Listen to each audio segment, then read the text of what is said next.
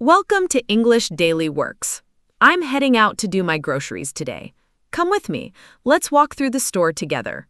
Before we go, I have a listening task for you. Today, I'm thinking about buying apples, but I'm not sure yet. Listen carefully and see if I decide to buy them or skip them. At the end, write your answer in the comments. We are at a grocery store. Look, there she is. She is going to buy some food. She walks into the store.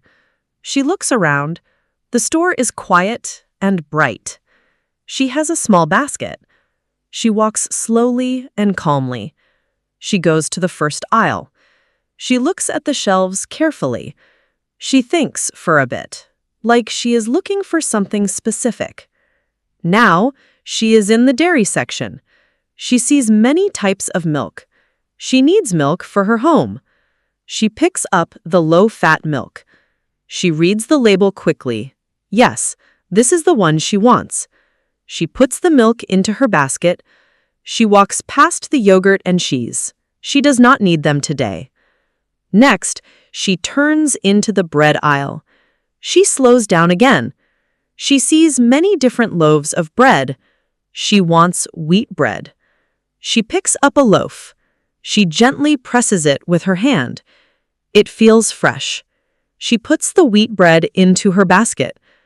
She walks past the cereal and snacks. She glances at a few boxes, but she does not take any. Now she is walking towards the fruit section. The colors here are very bright. She sees oranges and bananas. She walks past them. She stops in front of the apples. There are many red apples. She picks one up. She turns it in her hand. She checks the skin and color. It looks perfect. She puts the red apple into her basket. She has milk, bread, and an apple, and she is ready to go. So, what do you think?